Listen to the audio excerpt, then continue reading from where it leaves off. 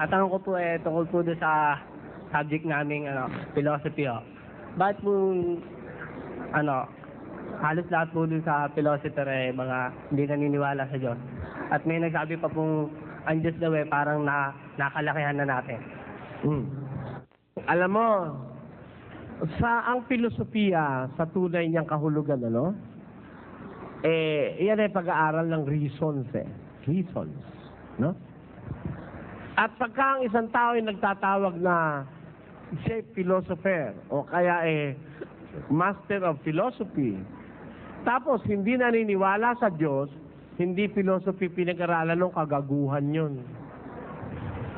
Gago yun. Yung hindi naniniwala sa Diyos. Kasi, eto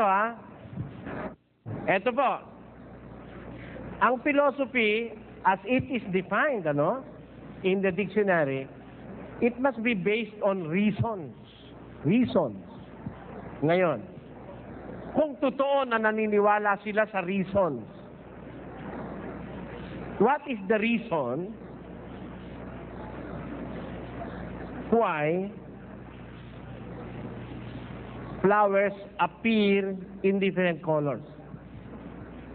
There is a reason, that is a scientific reason behind that. Bakit ang mga bulaklak iba-iba ang kulay?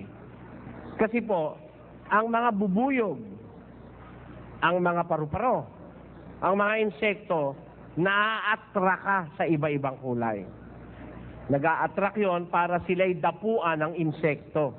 At pag dumapo ang insekto, yung pollen na nandoon sa bulaklak, maililipat doon sa ibang bulaklak para magkaroon ng pollination na tinatawag. Para magkaroon ng reproduction ang plant. Ayon. There is a reason behind the colors of flowers.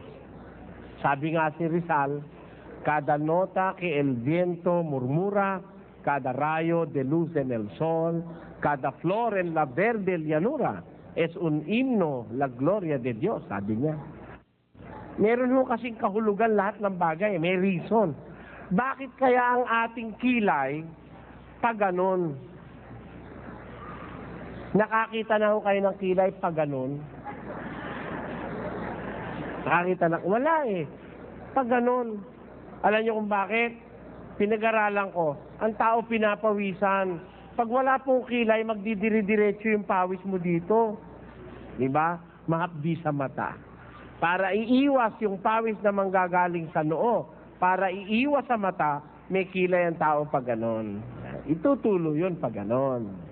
So, kaya kung dito naman yung pawis, dumiretso man, wala naman sa mata yun, di diretso rito. Bakit ang ating tenga pag ganyan, hindi pag ganon? Kasi ang pakikinggan mo, kapwa mo tao.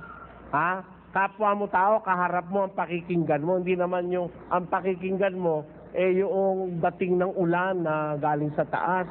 At pag nagkagano, lahat ng tao lulugain, di ba? Di ba? Ano ibig sabihin? Pati yung istruktura ng ating katawan, may rason sa likod noon. Sa behind everything that God have created, there is reason behind it. May rason, may reason sa kabila ng lahat. Ngayon, paano ka magsasabing ikaw ay nag-aaral ng tunay na filosofiya kung hindi ka maniniwalang may Diyos? Anong reason? Bakit nandito lahat ng bagay? Bakit may tao? Anong reason? Bakit ka napunta sa lupa? Sino naglagay sa'yo rito? Sino yung nakakaintindi ng pangangailangan mo? Bakit lahat ng kailangan mo nandito na rin? Wala sa buwan.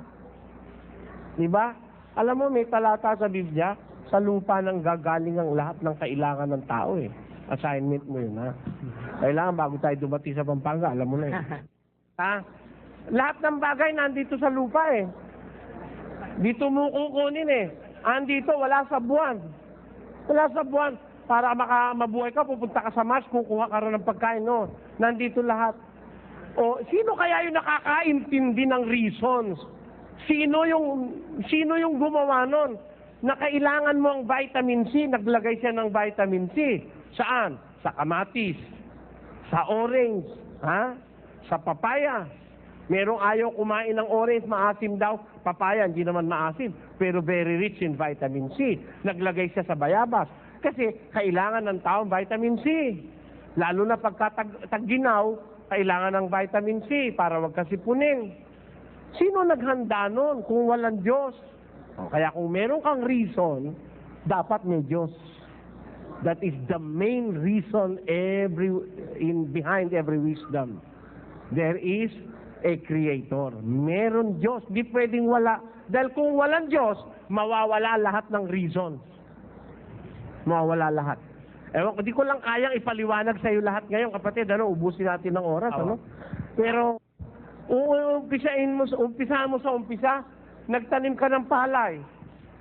Yung palay nung anihin mo, kakainin mo bang palay? Hindi eh. Kikis-kisin muna yon. Magkakaroon ng ipa, magkakaroon ng darak, magkakaroon ng mata-mata. O para kanino yung darak? Sa baboy. Tama? Para saan yung ipa? Panggatong. Tama? Para kanino ngayon yung mata-mata? Sa baboy. Sa manok, patuka sa manok. Yung bigas para kanino? Para sa'yo. Pero yung tinanim mong palay na nakuhanan mo ng darak, nung lumaki na yung baboy, para kanino naman yung baboy? Sa tao rin. Di ba? Lahat ikaw ang end beneficiary. Ang lahat ng ginawa ng Diyos, you are the end beneficiary. Ikaw ang nakikinabang ng lahat ng narito sa lupa. Ikaw naman, sino naman ang makikinabang sa'yo? Na itanong mo na? Ikaw ba, tatanda na lang para lamunin ang lupa at mauurin? Ganun na lang ba? Walang rason doon, walang pangit yun. Hindi ganun ang dapat maging katapusan ng buhay ng tao. Kaya, sa lahat ng bagay na ito, ang ultimo na dahilan, may isang Diyos na lumikha sa lahat ng bagay para sa atin. Hindi pwedeng wala.